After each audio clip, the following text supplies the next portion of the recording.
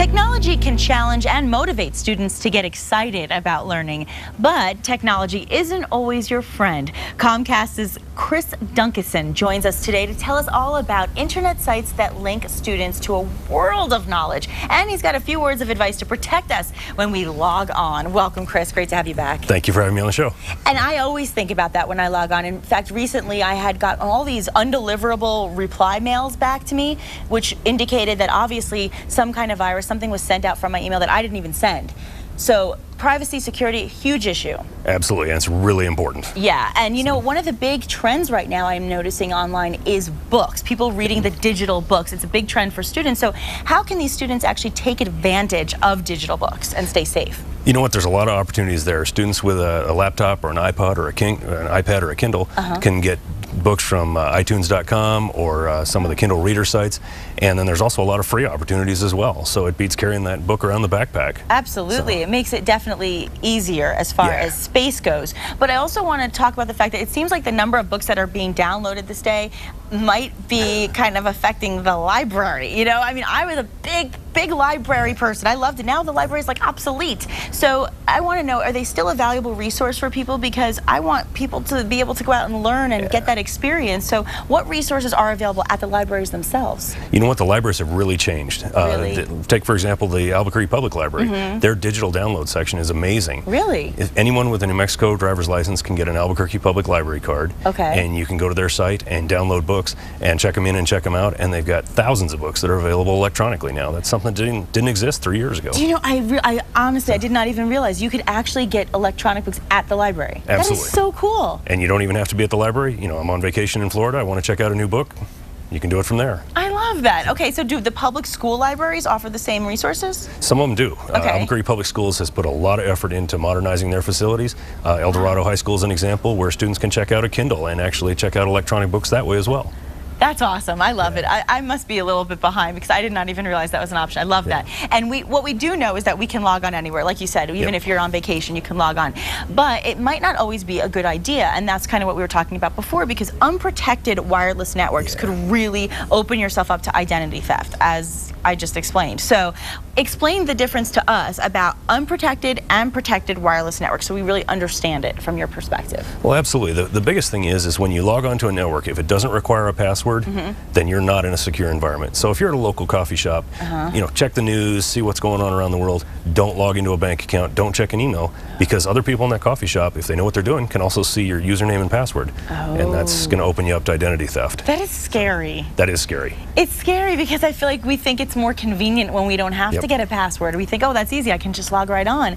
But in the end, we pay for that. There's absolutely some risk there. Wow, that's scary. Okay, so then let's go into social media, because that's one of the biggest things. I mean, we're all on Facebook all the time. So what are the social media do's and don'ts so we can stay safe? Well, the biggest thing with social media, especially for students, is don't put anything on a social media page that you're not comfortable with your future boss or teacher seeing. Good point. Very good point. You know, because even if you delete it, it's still, once it's on the internet, it's out forever. We had the example here in Albuquerque where the students jumped into the zoo to pet the animals and put it on Facebook. Right. Now they deleted it, but it still wound up with criminal charges. Yeah, So I mean, you can't... A couple of bad decisions there. You can't jump into the zoo like that. Don't go in the cages. You'll end up behind bars. I mean, that's really just not a smart thing to do. So it seems like common sense, but a lot of us don't think. And a lot of times you don't realize when other people are taking your photo and they're putting it on their own Facebook. So even if you haven't posted it, somebody else might be. That's exactly right. So just really be aware of the choices you make in your everyday life.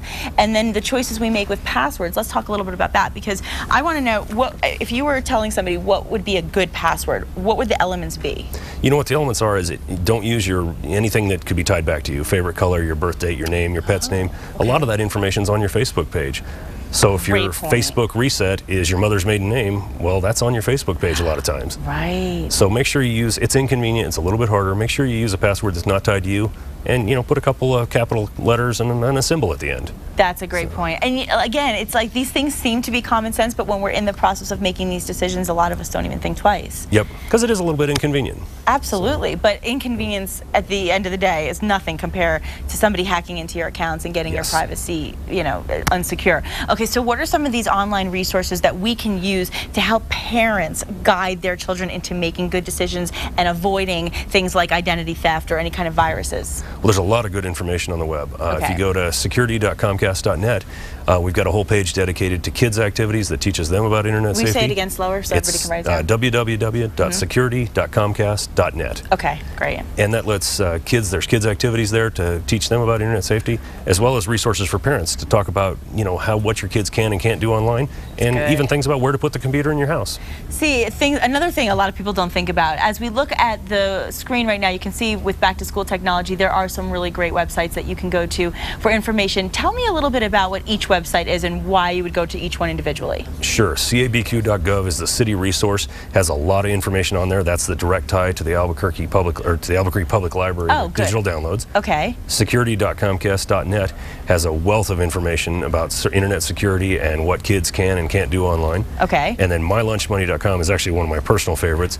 It allows me to restock my kids' lunch money account from home. How? So you go on, you create an account, it ties into Albuquerque Public Schools, and now I'm not relying on my 10-year-old to make sure that the check I put in her backpack actually makes it to school. I love that. That's a great idea. Yeah, they'll send you an email when your balance gets low, so your kids never run out of lunch money. That's great information. And last month, you actually came here to talk about Comcast's partnership with the APS Foundation, and that is to provide computers and internet access to the low-income families. So I've been curious, how is the program progressing? It's gone really well. It's called Internet Essentials, and a lot of your viewers called in after the show to get information, both from us and the Albuquerque Public Schools Foundation. Oh, that's great to hear. Really appreciate the help getting the information out. We appreciate all the work you do, not only for just the TV viewers like myself who love our Comcast, but for the entire community and all the things you do to protect our privacy. Thank you. Well, thank you very much. It's great to have you as always, Chris, and we'll look forward to next month's Good Topic with Chris Dunkeson. And let's remind our viewers how they can contact Comcast for all their technology needs.